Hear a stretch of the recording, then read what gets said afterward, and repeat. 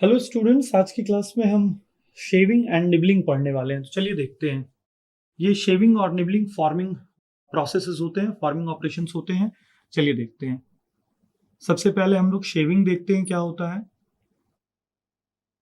Shaving एक finishing process होता है। नॉर्मली ये फिनिशिंग प्रोसेस हम लोग ब्लैंक्ड पार्ट्स पे या पंच्ड पार्ट्स पे या पियर्स्ड पार्ट्स पे करते हैं। तो मान लीजिए कि जैसे पंचिंग के बाद हमें जो स्ट्रिप मिली है वो कुछ इस प्रकार की मिली है। ये हमारा डाई हो गया। This is our die. ये हमारी स्ट्रिप है और this is our die.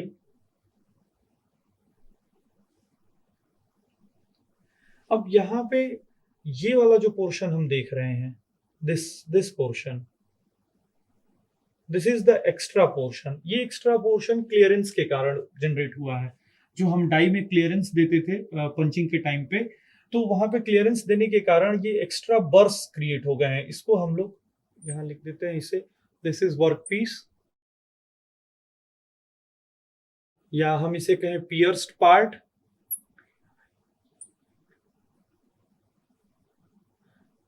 Pierced part या शीट कहें, पियर्स्ड पार्ट और शीट।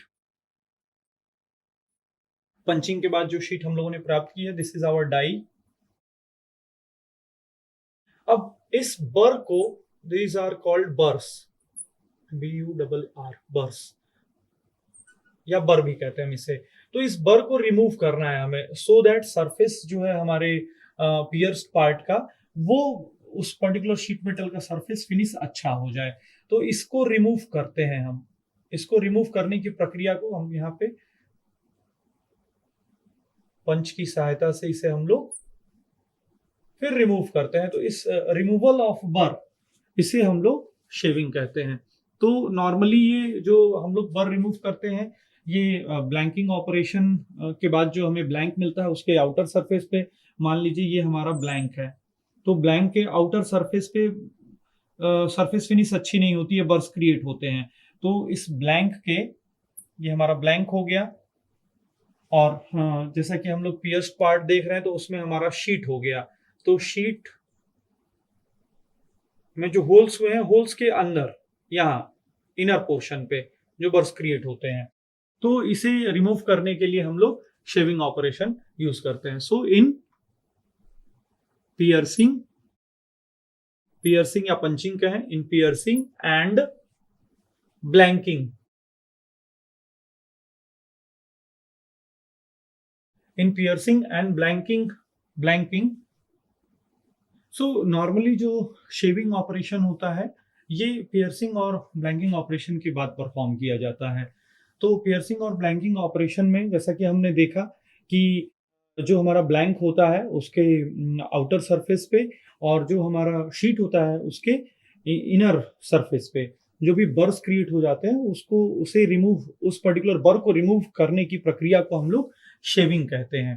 तो चलिए अब नेक्स्ट देखते हैं निबलिंग क्या होता है। What is nibbling? निबलिंग भी एक मेटल फॉर्मिंग प्रोसेस है, या इसे शेयरिंग प्रोसेस कहें, कटिंग प्रोसेस कहें, जिसमें नॉर्मली हमारा वर्कपीस होता है, मेटल शीट होती है।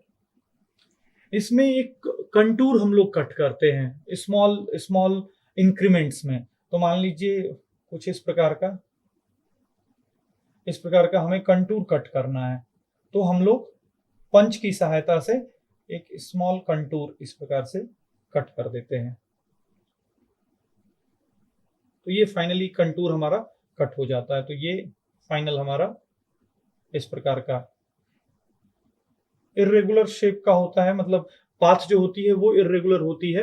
बाकी यहाँ से जो हमारा पंच होता है वो बहुत सारे इंक्रीमेंट्स में इसको कट करता है, इन मेनी इंक्रीमेंट्स, एक बार में नहीं होता है, in many increments, increments punch creates the contour, creates the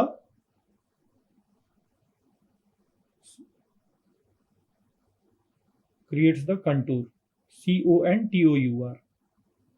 creates the contour. सो ये हमारा प्रोसेस निबलिंग प्रोसेस हो गया। इसमें हम लोग किसी भी शीट में इस प्रकार का कंटूर क्रिएट करते हैं, या मान लीजिए ये शीट है तो इसमें अगर हमें, यहाँ तो मैंने स्टार्टिंग से क्रिएट किया है, अगर हमें कहीं बीच से भी अगर क्रिएट करना होता है तो हम बीच से भी ऐसा कोई पर्टिकुलर कंटूर इसमें क्रिएट कर सकते हैं इस प्रकार का।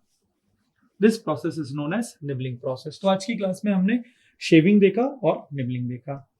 That's all for today's class. Thank you.